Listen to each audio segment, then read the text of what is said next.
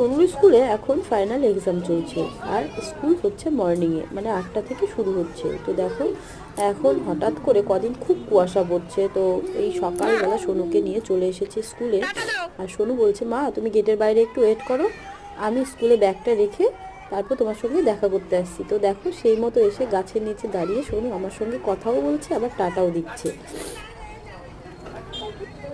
তারপরে অনেকক্ষণ দাঁড়িয়ে থেকে বলছে, মা তুমি এখন বাড়ি চলে যাও, আমি ঘরে যাব। তো তারপরে দেখো সোনুর বন্ধুরা চলে আসবে একটু পরে, আর সোনু বলছে এখন আমি আসছি, টাটা দিয়ে টাটা দিয়ে দৌড়ে ঘরে চলে গেছে।